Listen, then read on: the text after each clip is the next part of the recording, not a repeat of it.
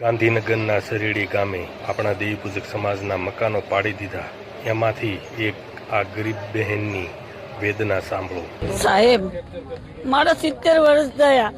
કાલે પોલીસ આવી અમારા ઘર પાડવા, અમારા છોકરા નાખી દીધા, મને નાખી દીધી. મારા હાથે ફ્રેક્ચર થઈ ગયો. અમારા જોડે પૈસો ટકો કશું જ નથી સાહેબ. અને અમને કોઈ સામાન લેવા ના દીધો.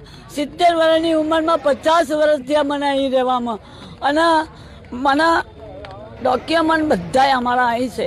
મોદી પોતે એમ કહેતા હતા કે તમે જો રહો તો તમારું ઘર, તમારું બહાર, તમારા છોકરા બનાવો, તમારા સગવડ કરો. તો અમને સગવડ કરીને આપી અને અમને અત્યારે નિરાધાર કરી દીધા. તો અત્યારે અમારે ક્યાં જવાનું? અમે રોડ ઉપર વરસાદમાં પલળીએ સાહેબ. અમારા છોકરા બી પલળે. અમને કતંગથી ખાવા નથી મળ્યું, અમને પાણી પીવા નથી મળ્યું, અમને ચા પીવા નથી મળ્યો. અમે જઈએ ક્યાં? અમને સગવડ કરી આલો કે અમને ગમે ત્યાં તમે તમારી રીતે અમને આપી દો. દેવીપૂજક સમાજના દોસ્તો ભાઈઓ, ગાંધીનગરના સરેડી ગામે આપણા દેવીપૂજક સમાજના મકાન ઝૂંપડાઓ ઉપર જીસીપી બુલડોઝર ફેરવી નાખ્યા છે અને આ ગરીબ કુટુંબ પરિવારો રઝળતે હાલત અને હેરાનને દુઃખી થઈ ગયા છે.